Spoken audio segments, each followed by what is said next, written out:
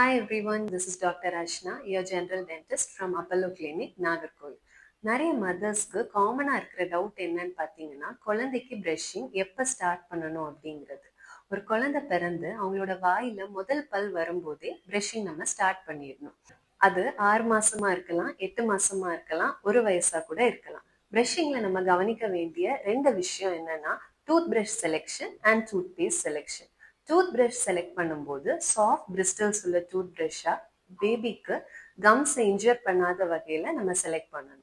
Tooth paste select பண்ணும்போது IDA or ADA அப்புறம் tooth பேஸ்டா இருக்கா அப்படிங்கிறத நம்ம பார்க்கணும்.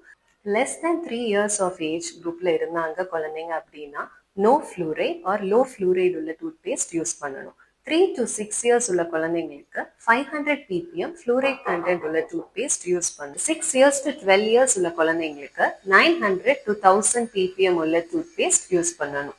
12 இயர்ஸ்க்கு மேல உள்ள குழந்தைங்களுக்கு நம்ம அடல்ட்ஸ் யூஸ் பண்ற நார்மல் டூத் பேஸ்ட் யூஸ் பண்ணலாம்.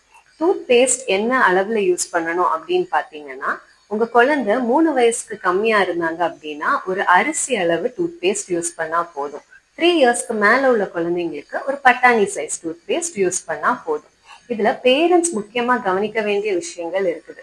பேரண்ட்ஸ் எந்த வயசு வரைக்கும் குழந்தைங்களோட டூத் பிரஷிங் அசிஸ்ட் பண்ணணும்னு பாத்தீங்கன்னா, உங்க குழந்தையோட ஃபைன் மோட்டார் ஸ்கில்ஸ் கம்ப்ளீட்டா டெவலப் ஆகுற வரைக்கும் நம்ம அசிஸ்ட் பண்ணணும். அதாவது அவங்களோட ஷூ லேஸை அவங்களே கட்டிக்கிற ஸ்டேஜ், அவங்களோட யூனிஃபார்ம்ஸை அவங்களே போடுறாங்க அப்படின்னா, அண்ட் அவங்களோட ஃபுட்டை அவங்களே சாப்பிட்றாங்க அப்படின்னா, இதை உங்க குழந்தை பண்ண ஆரம்பிச்சிட்டாங்க அப்படின்னா அவங்களோட பிரஷிங்கை அவங்களே பண்ண தயாராயிட்டாங்கன்னு அர்த்தம். தேங்க்யூ.